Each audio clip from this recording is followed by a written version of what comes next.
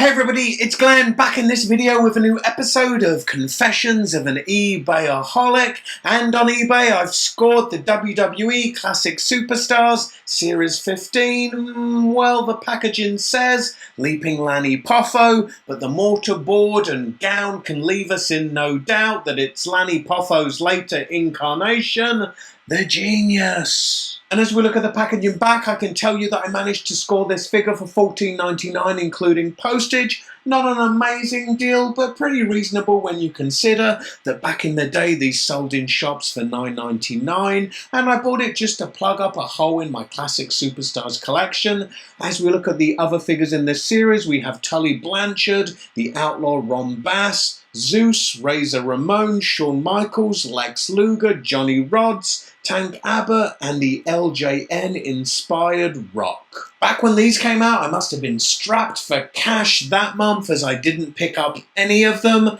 I think if I saw Zeus and maybe Ron Bass for a decent price on eBay, I'd pick those up too. Here he is out of packaging, and to get an obscure personality like the Genius, you really do have to dip back into the Jakks era, as I don't think Mattel today would have the balls to squeeze someone like him in as an Elite Collection flashback. Even if they did, no doubt his gown would be some big, ugly rubber monstrosity, not the nice fabric one that we get here. It is removable via a Velcro fastener in the front.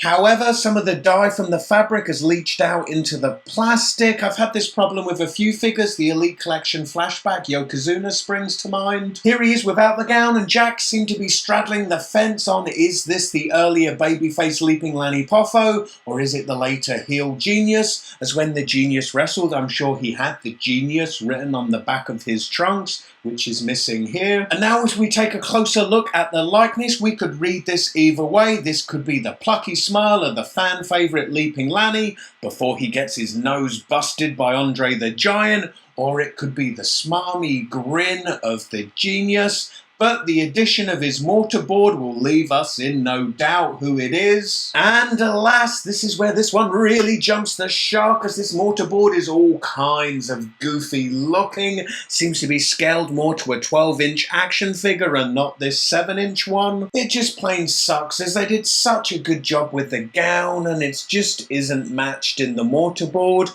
I guess I'm going to have to put a new, better fitting mortarboard on my customizing to-do list.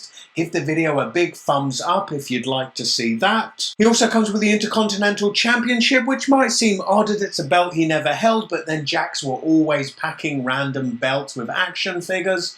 I remember their first Great Khali action figure came with a World Heavyweight Championship. I laughed and then shook my head when that actually came to pass. And here is the Genius alongside his frequent associate, Mr. Perfect. This is the Mattel version from the WWE Legends line, and I think with his robe on, the Genius doesn't look too bad alongside him. The kind of robe reads as just baggy hanging fabric. If I take it off, and then the Genius is like twice as ripped as Mr. Perfect, and it looks a bit daft. But hey, Jakks tended to make every figure look like they were Hulk Hogan. Anyway, for the previous episode of Confessions of an Ebayaholic, click this video. Go on, it's only a minute long and you get to see me busting some moves. Alternatively, check out the description beneath this video for links to my Facebook, Twitter and Instagram. Click those links and connect with me there too. Don't forget to comment, rate, share and subscribe, and I hope to see you in my next video. Bye.